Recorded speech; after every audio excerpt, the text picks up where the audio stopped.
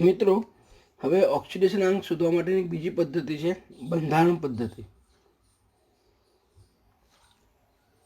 ક્યારેક આપણને એવા સંયોજનો જોવા મળે કે જેમાં કોઈ એક તત્વનો ઓક્સિડેશન આંક અપૂર્ણાંક હોય છે. હવે વાસ્તવમાં અપૂર્ણાંક ઓક્સિડેશન આંક આપણને સ્વીકાર્ય હોતો નથી, કેમ કે એ તો સરેરાશ ઓક્સિડેશન આંક છે અને એ એવું દર્શાવે છે કે એવી સ્પીસીસમાં તત્વો એક કરતાં વધુ પૂર્ણાંક ઓક્સિડેશન આંક ધરાવે છે. દાખલા તરીકે કાર્બન સબઓક્સાઇડની વાત કરીશું આપણે, તેમાં કાર્બનનો ઓક્સિડેશન આંક જે મળે આપણે શોધીએ તો ઉપરોક્ત રીતો પ્રમાણે તો 4/3 મળે, એટલે કે 1.33. એ એનો સરેરાશ ઓક્સિડેશન આંક સૂચવે છે, બરોબર. અને એ શું સૂચવે છે? તો એમાં જે 3 કાર્બન છે એ જુદા જુદા ઓક્સિડેશન આંક ધરાવે છે. એ રીતે ટ્રાયબ્રોમો ઓક્ટોસાઇડની વાત કરીએ, ટ્રાયબ્રોમો ઓક્ટોસાઇડ્સ, એમાં બ્રોમિન ઓક્સિડેશન આંક શોધશો તો તમને અપૂર્ણાંક મળશે 16/3.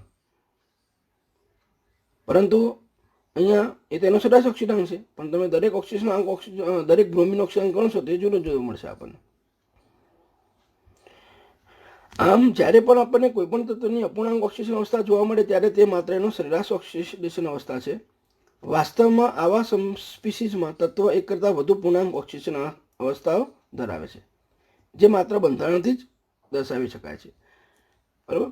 હવે બંધારણ પદ્ધતિથી આપણે ઓક્સિડેશન શોધવા હોય તો એના માટે આપણને બંધારણ આવડવા જોઈએ. લુઈસ ડોસના પ્રમાણે આપણે બંધારણ દોરતા શીખી ગયા છીએ, બરાબર. એટલે બંધારણ દોરતા આપણને આવડવા જોઈએ.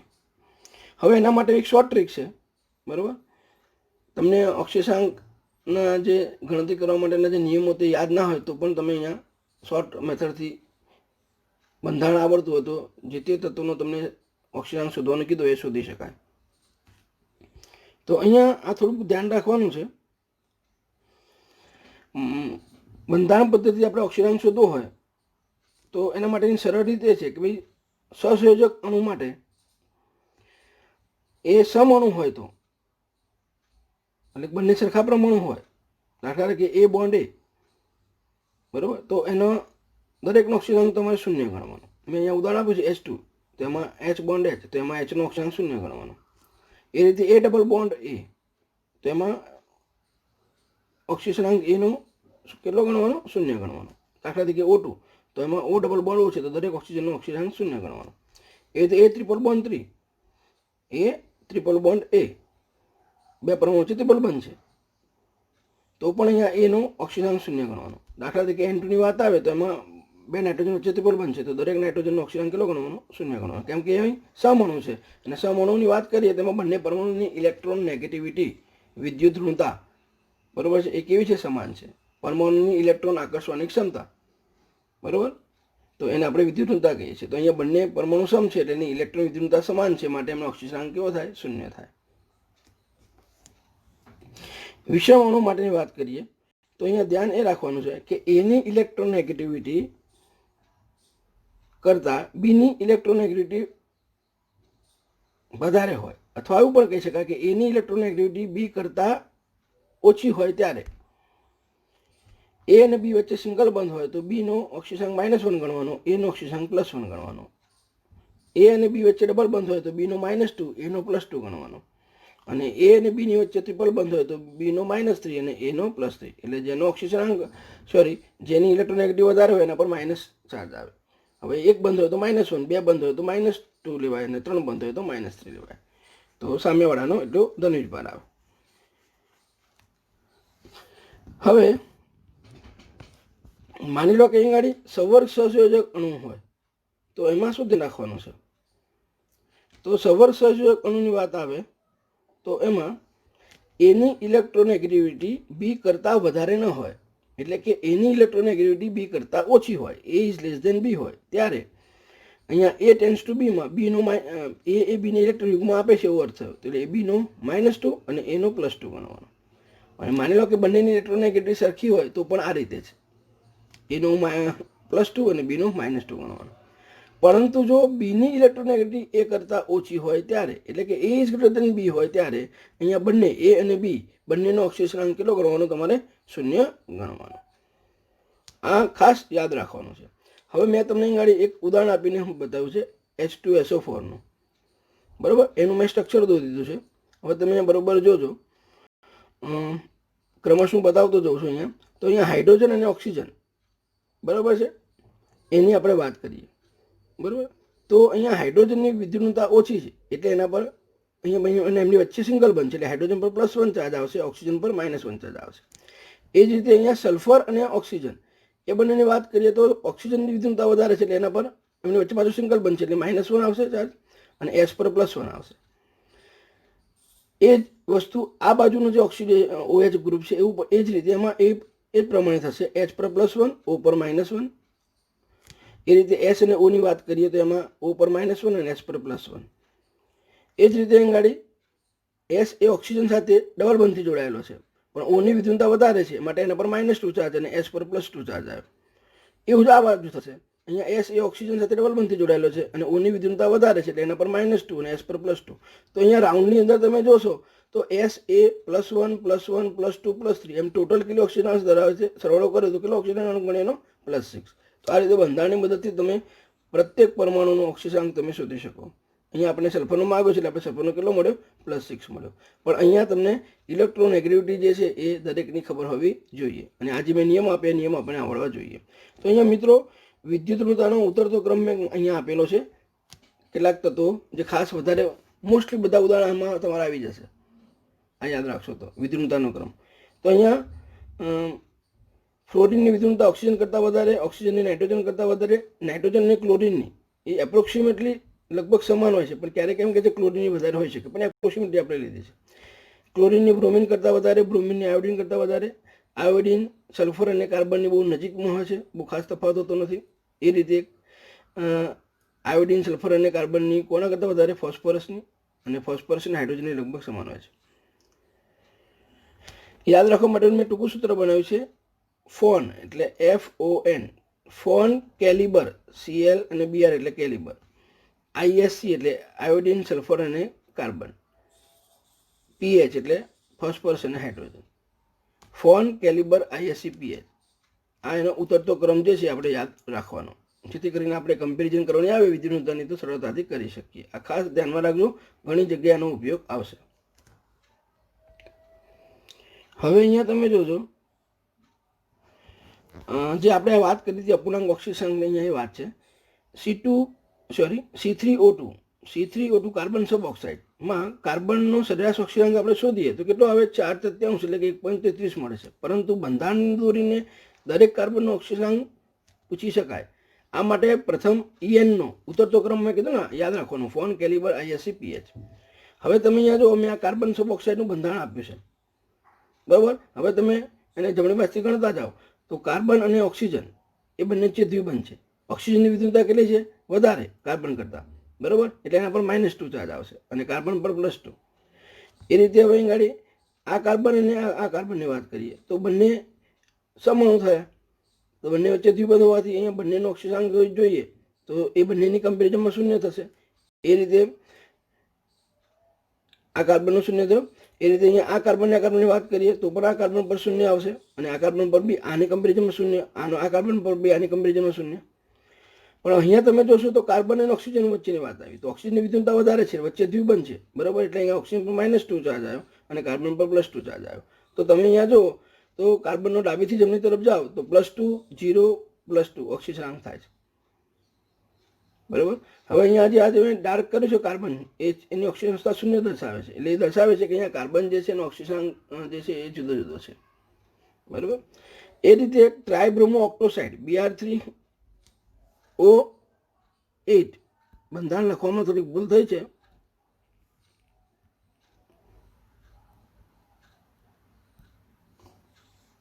અહીંયા 8 આવે Br3O8.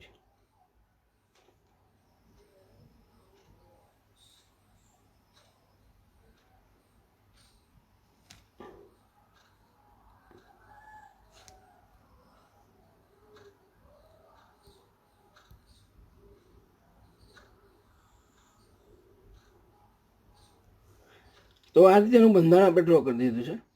તમને પરીક્ષામાં બંધારણ આપી દેતા હોય છે અને પછી અહીંયા પર્ટિક્યુલર પૂછે છે કે બ્રોમિનનો ઓક્સિજન ડાબીથી જમણી તરફ જતાં કેટલો થાય, બરાબર છે. તો સ્ટાર કરેલા બ્રોમિન ઓક્સિજન કેટલો એમ.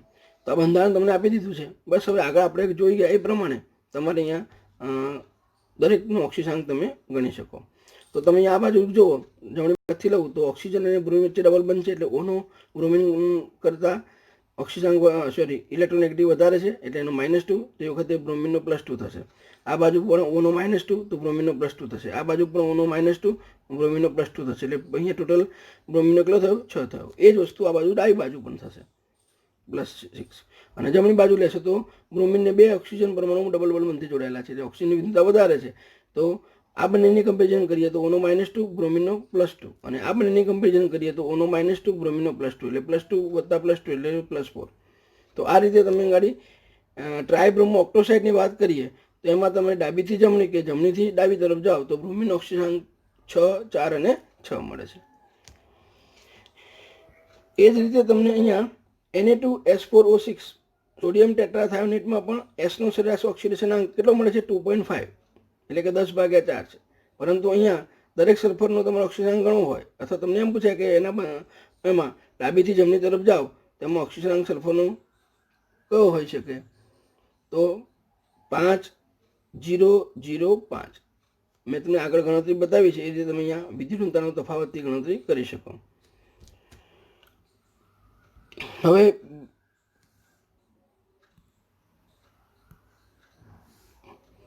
બીજું એક ઉદાહરણ લઈએ છીએ આપણે, H2SO5. સાદી રીતે તમે એસનો ઓક્સિજન ગણવાની ગાડી તો +8 મળે, પણ જે શક્ય નથી, કારણ કે સલ્ફરની મેક્સિમમ ઓક્સિજન અવસ્થા +6 છે. હવે આવું જ્યારે પણ બને, બરાબર, ખાસ કરીને સલ્ફરના નાઇટ્રોજન અને ફોસ્ફરસના સંયોજનોમાં બનશે કે એની જે મેક્સિમમ ઓક્સિજન અવસ્થા કરતાં વધારે ઓક્સિજન અવસ્થા મળતી હોય ત્યારે તમારે સમજવું કે એમાં પેરોક્સી લિંક છે, એટલે કે એમાં O બોન્ડ O છે. એટલે એનું બંધારણ બનાવવું તો આપણે એક વસ્તુ ખાસ ધ્યાનમાં આવે. હવે H2SO5 જે છે એનું નામ છે કેરોજ એસિડ. શું નામ છે? કેરોજ. અને બીજું નામ છે એનું પરમોનોસલ્ફ્યુરિક એસિડ. હવે આનું આખું બંધારણ આપ્યું છે અને મેં આગળ તમને વિદ્યુતતાના તફાવતને આધારે અહીંયા સલ્ફરનો ઓક્સિજન સુધી બતાવ્યો છે. કેટલો મળે? +6. તમે ગાડી જમણી બાજુ જુઓ તો હાઇડ્રોજનની વિદ્યુતતા ઓછી, એટલે એના પર +1 ચાર્જ આવે, ઓક્સિજન પર -1 આવે, બરાબર છે.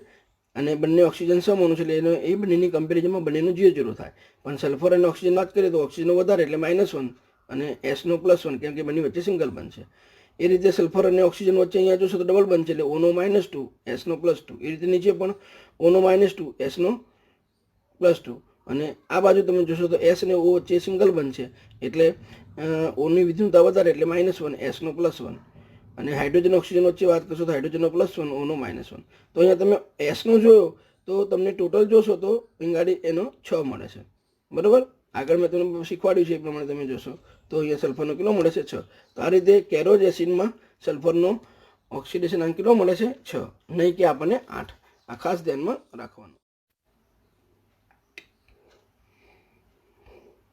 હવે એ રીતે આપણે અહીંયા H2S2O8 માર્શલ એસિડ કહેવાય, એનું બીજું નામ છે પરડાયસલ્ફ્યુરિક એસિડ. એમાં આપણને સલ્ફરનો ઓક્સિજનની વાત આવે તો અહીંયા આ રીતે આખું બંધારણ લખી દીધું છે. અને આગળ આપણે જે રીતે કમ્પેરિઝન કરતા હતા એ કમ્પેરિઝન કરીને તમે એસનો શોધશો તો અહીંયા કેટલો મળશે? +6. એ રીતે અહીંયા બીજું ઉદાહરણ છે CrO5માં ક્રોમિયમનો ઓક્સિજન, જેનું નામ છે ક્રોમિયમ પેન્ટોક્સાઇડ. એ બટરફ્લાય બંધારણ ધરાવે છે. અને એમાં મિત્રો ધ્યાન રાખજો કે આ એક પેરોક્સીવલય કહેવાય અને આ બીજું પેરોક્સીવલય કહેવાય. એટલે કોઈ પૂછે કે ક્રોમિયમ પેન્ટોક્સાઇડમાં પેરોક્સીવલય કેટલા, તો 1 અને 2, એ યાદ રાખવાનું.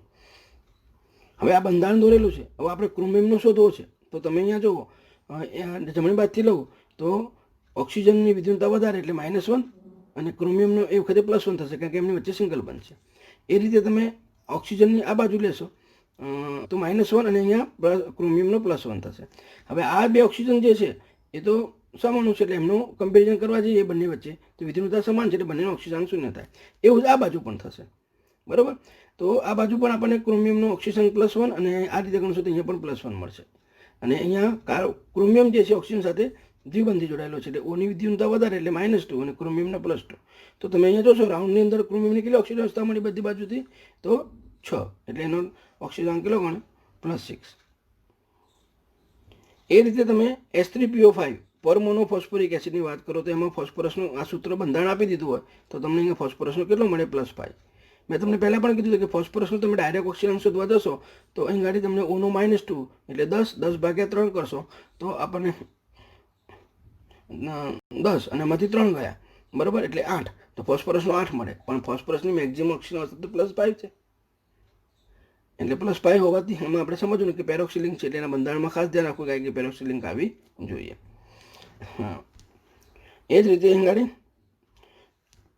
HNO4 પેરોક્સીનાઇટ્રિક એસિડ અથવા પરનાઇટ્રિક એસિડ છે, એમાં પણ તમે નાઇટ્રોજનનો ઓક્સિજન શોધવા જાઓ તો 7 મળે, પણ નાઇટ્રોજનનો મેક્સિમમ ઓક્સિજન અવસ્થા +5 છે, તો એમાં પણ તમારે પેરોક્સિલિંગ છે, તો એનું બંધારણ અહીંયા ડ્રો કરીને આપે છે અને કમ્પેરિઝન કરી અને નાઇટ્રોજનનો ઓક્સિજન કેટલો મળે છે +5.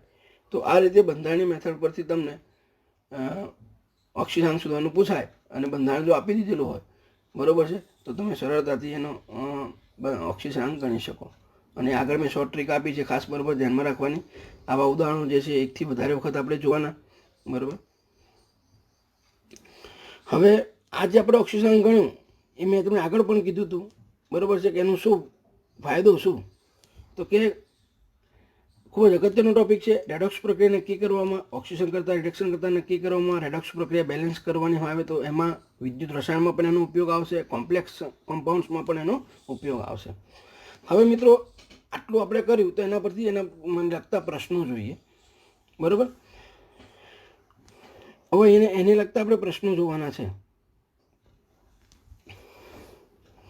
તો અહીંયા પહેલો પ્રશ્ન જે છે SO3 -2 H2O4 -2 અને H2O6 -2 ને Sના ઓક્સિડેશન આંકના ચડતા ક્રમમાં ગોઠવો, બરાબર. તો અહીંયા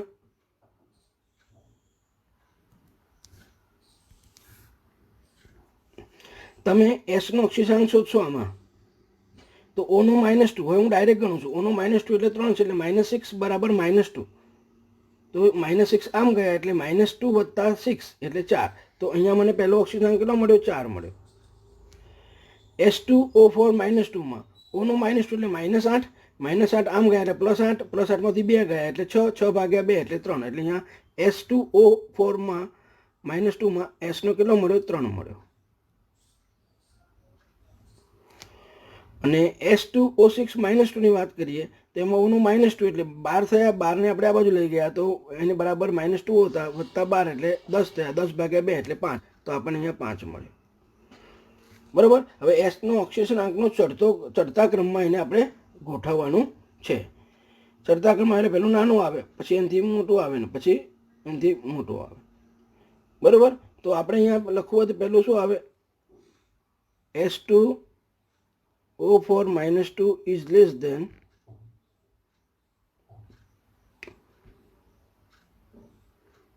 SO3 -2 is less than H2O6 -2. આ રીતે એનો જવાબ થાય. બીજો પ્રશ્ન, બ્લીચિંગ પાવડરમાં ક્લોરીનનો ઓક્સિડેશન આંક. તો એના માટે બ્લીચિંગ પાવડરનું તમને સૂત્ર આવડવું જોઈએ, CaOCl2. હવે અહીંયા આ જે બ્લીચિંગ પાવડર જે છે એમાં આપણે એનું આ રીતે લખ્યું Ca+2 OCl -1 અને Cl-. હવે અહીંયા કેલ્શિયમનો તો +2 ઓક્સિજન તમને જોવા મળે છે, આ બાજુ આ Cl છે એનું -1 છે, પણ OClમાં Clનો કેટલો? તો કે OClમાં Clનો ઓક્સિજન ગણીએ તો આપણે કે Oનો ઓક્સિડેશન આંક વત્તા Cl બરાબર -1, તો અહીંયા Clનો કેટલો મળે? +1 મળે, બરાબર. તો અહીંયા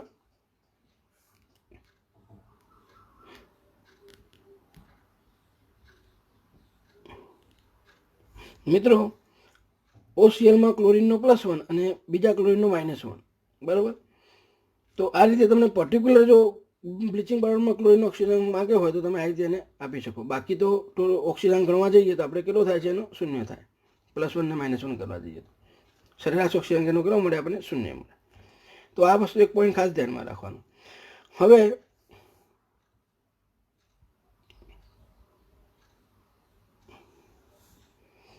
એક આખી પ્રક્રિયા આપી છે આપણને,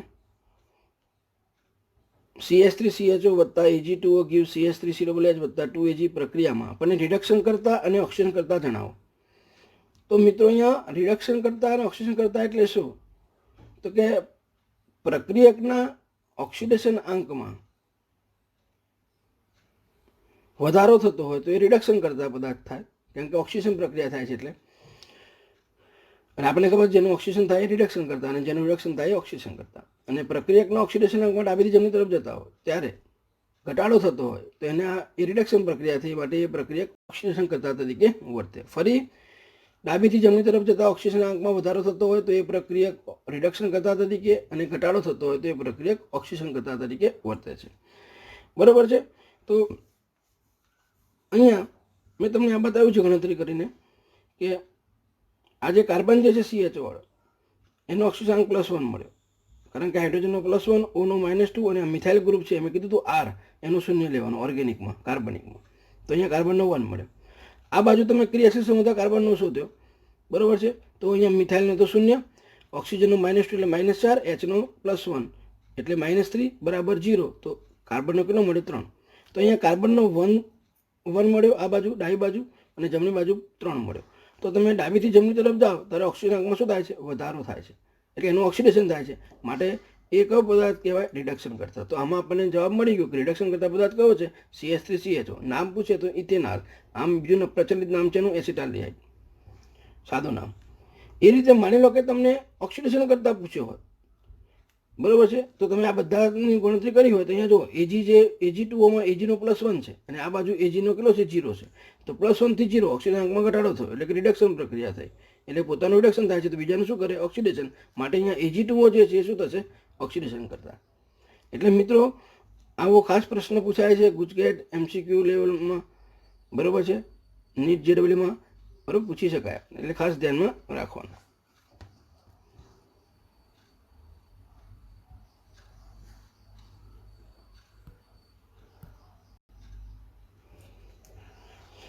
હવે એક પ્રક્રિયા આપી છે MnO4- +5 Fe+2 8H+ gives Mn+2 +5 Fe+2 4H2. આ પ્રક્રિયામાં કયા તત્વના પરમાણુના ઓક્સિડેશન આંકમાં ઘટાડો થાય છે?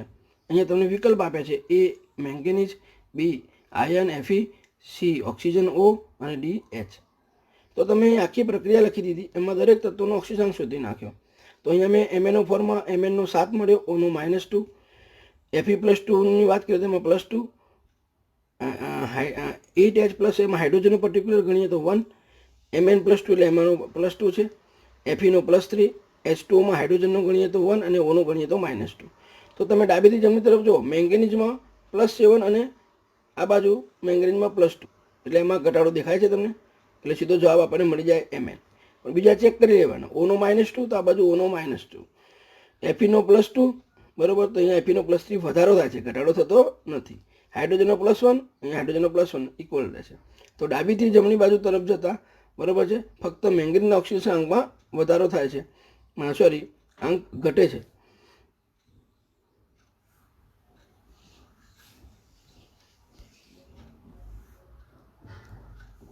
અહીંયા ભૂલ છે, શું છે? ઘટે છે. આવે આપણે ઘટાડો માંગ્યો છે, બરાબર? એટલે કયો જવાબ આવે? આપણે એમ આવે.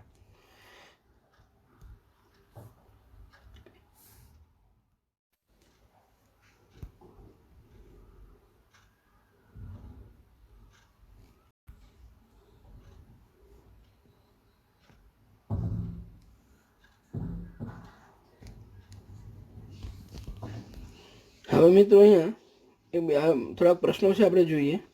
તો નીચેના પૈકી કઈ રેડોક્સ પ્રક્રિયા નથી? હવે રેડોક્સ પ્રક્રિયાની વાત આવે તો પ્રક્રિયકના ઓક્સિડેશન આંકમાં ફેરફાર થતો હોય, ઓક્સિજન આંકમાં ફેરફાર થતો હોય જે પ્રક્રિયામાં, એ પ્રક્રિયાને આપણે રેડોક્સ પ્રક્રિયા કહીએ છીએ. તો અહીંયા આપણે ડાબીથી જમણી તરફ જે તે તત્વોના ઓક્સિજન આંક ગણવાના, અને જો ઓક્સિજન આંકમાં ફેરફાર થતો હોય તો એ રેડોક્સ પ્રક્રિયા કહેવાય. જનરલી તમે H અને Oનું સિવાયના બાકીના તત્વોનો ગણો તો પણ સરળતાથી જવાબ મળી જાય, બરાબર? તો અહીંયા કોપરનું શોધીશું તો આપણે કેટલો મળશે? +2, ઓનો -2, H2ઓનું છે એનો 0, બરાબર?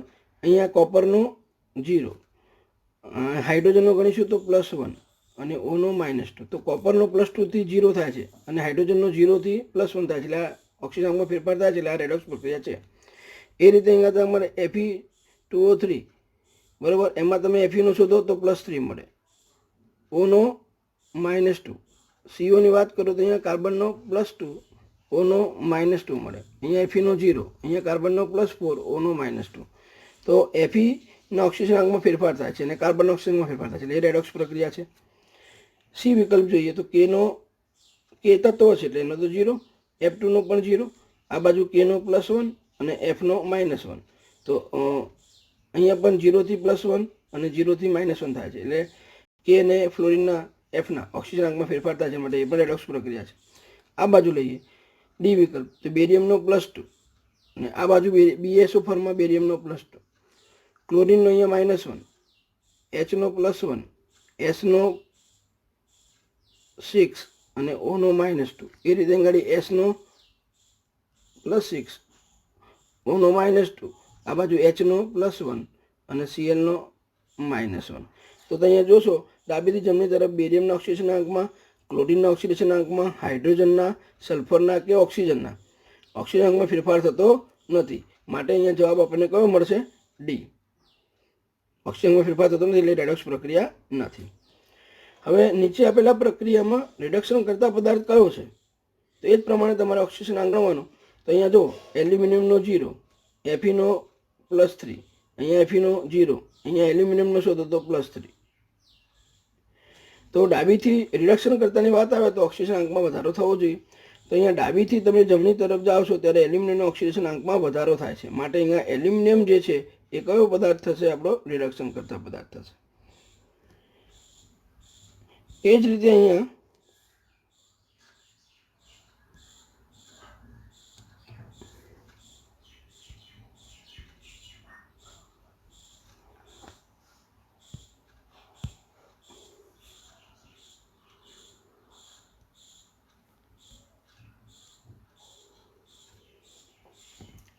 ચાર રાસાયણિક પ્રક્રિયા આપી છે અને એમાં H2SO4 ઓક્સિજન કરતા તરીકે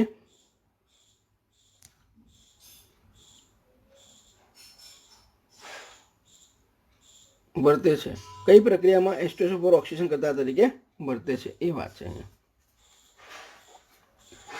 બરોબર. તો આ પ્રમાણે તમારે અહીંયા દરેક તત્વનો ઓક્સિજનાંક તમારે અહીંયા ગણવો પડે આપણે, બરોબર. અને એ પ્રમાણે તમે ઓક્સિજનાંક ગણો તો આપણે કોની વાત કરીએ છીએ? સલ્ફ્યુરિક એસિડનું ઓક્સિજન કરતા હતા, એટલે તમારે Sનો જ ઓક્સિજનાંક ગણવાનો.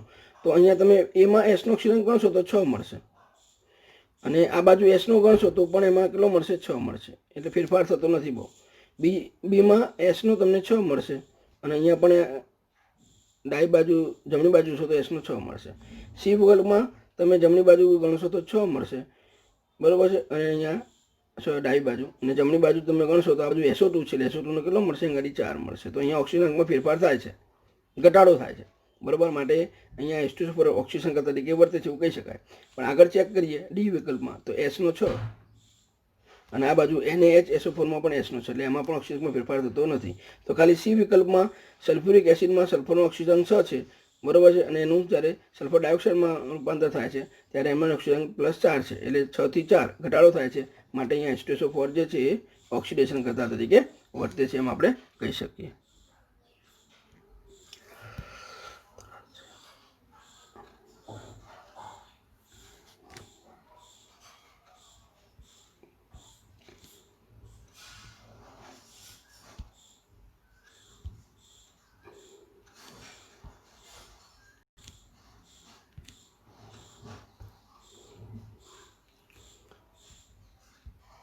હવે નીચેનામાંથી કયો પરમાણુ ધન કે ઋણ ઓક્સિડેશનાંક તેના સંયોજનોમાં ધરાવી શકે છે?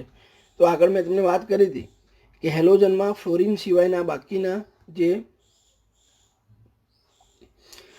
હેલોજન તત્વો છે ClBrI એ સાદા સંયોજનોમાં એના -1, પરંતુ ઓક્સિજન કે ફ્લોરિન સાથે જોડાયેલા હોય ત્યારે પ્લસ ઓક્સિડેશન અવસ્થા ધરાવી શકે છે. તો અહીંયા આપણે ચેક કરીએ તો લિથિયમ આપ્યું છે, નિયોન આપ્યું છે, બ્રોમિન આપ્યું છે અને ફ્લોરિન. તો જવાબ કયો મળે? ફ્લોરિન. હા, એમાં તમને નાઇટ્રોજન આપ્યું હોય તો નાઇટ્રોજન ગણાય, કાર્બન આપ્યું તો કાર્બન ગણાય, સલ્ફર આપ્યું તો સલ્ફર ગણાય, ઓક્સિજન આપ્યું તો ઓક્સિજન ગણાય, હાઇડ્રોજન આપ્યું તો હાઇડ્રોજન ગણાય, પણ એ બધા વિકલ્પ આપ્યા નથી. તો અહીંયા આપણે કોણ છે? બ્રોમિન છે, એ આપણે યાદ રાખવાનું. હવે અહીંયા બીજો પ્રશ્ન, નીચેનામાંથી કયું સંયોજન 2 જુદી જુદી ઓક્સિડેશન અવસ્થા ધરાવે છે? તો તમે અહીં ગાડી નાઇટ્રોજનનો શોધો, નહીં તો નાઇટ્રોજન બરાબર છે. તો અહીંયા આપણે નાઇટ્રોજનનો આપણે શોધવા જઈએ તો આપણને -3 મળે. આ બી વિકલ્પ જે છે એમાં તમે જોશો તો NH4NO3 બંને બહુ પરમાણીય છે. તો બંને નાઇટ્રોજનનો ઓક્સિજન આપણે અલગ રીતે શોધીએ તો અહીંયા નાઇટ્રોજનનો આપણને કેટલો મળશે +5 અને આ બાજુ આપણે નાઇટ્રોજનનો લઈશું તો એમાં નાઇટ્રોજનનો -3 મળશે. એટલે અહીંયા NH4NO3 જે છે મેં આગળ તમને ઉદાહરણ આપ્યું છે તો એ અલગ અલગ ઓક્સિજન ધરાવે છે, બરાબર, બે જુદી ઓક્સિજન અવસ્થા ધરાવે છે. N2H4માં નાઇટ્રોજનની આપણે વાત કરીએ તો -2 આવે. N3Hમાં નાઇટ્રોજનની વાત કરીએ તો -13 આવે. એટલે આ બી વિકલ્પ એવો છે કે જેમાં બે નાઇટ્રોજન છે અને બે અલગ અલગ ઓક્સિજન અવસ્થા ધરાવે છે.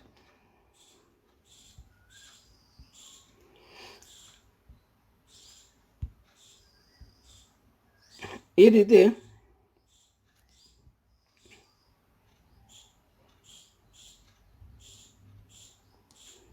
અહીંયા આપણે નીચેના પૈકી કયા સેટની ગોઠવણી મધ્યસ્થ પરમાણુઓના ઓક્સિડેશનાંકમાં વધારો દર્શાવે છે? તો અહીંયા CrO4-2, ClO3-2, CrO4-2 અને MnO4-2 છે. તમે કોઈ પહેલાં એની ગણતરી કરી દો ઓક્સિડેશનાંકમાં કયો સેટ, તો દરેકનો પહેલાં ઓક્સિજનાંક ગણી દો, બરાબર. તો અહીંયા આપણે ઓક્સિજનાંક ગણીએ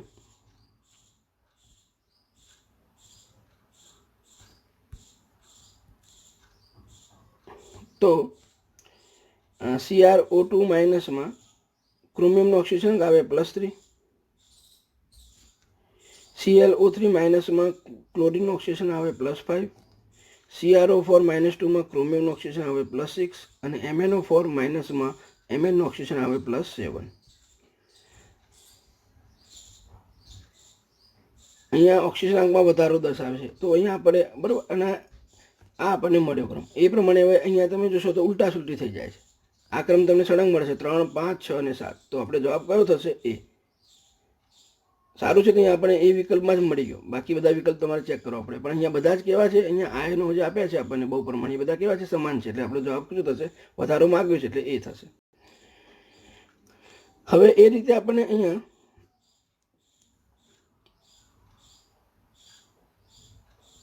કઈ પ્રક્રિયામાં 5 ઇલેક્ટ્રોનનો ફેરફાર થશે તો તમારે અહીંયા ઓક્સિજન ગણવા પડે.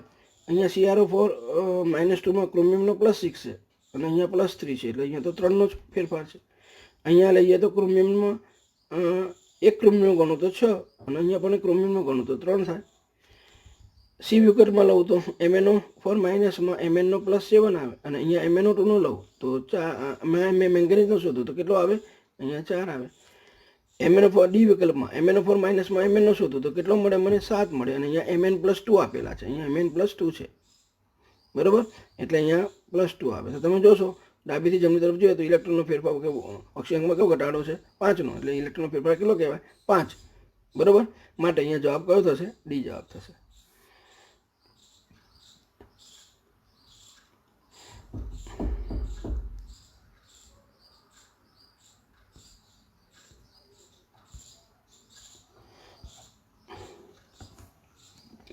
હવે બહુ ખૂબ જ અગત્યનો પ્રશ્ન છે.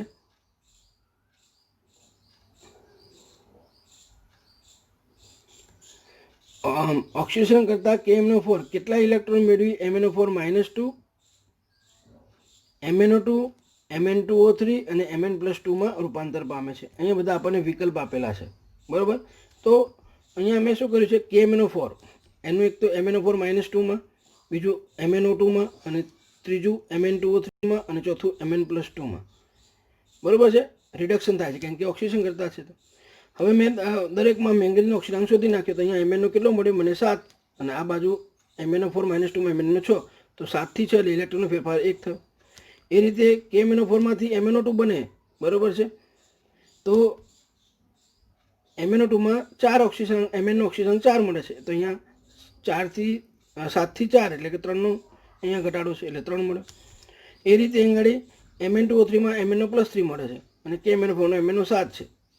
તો અહીંયા 4નો ઘટાડો છે એટલે 4 ઇલેક્ટ્રોન મળે. અને KMnO4માંથી Mn+2 મળે તો એમાં Mnનો +2 છે, બરાબર. એટલે કેટલો થશે? અહીંયા KMnO4માં 7 છે તો અહીંયા +2 એટલે 5નો ફેરફાર છે.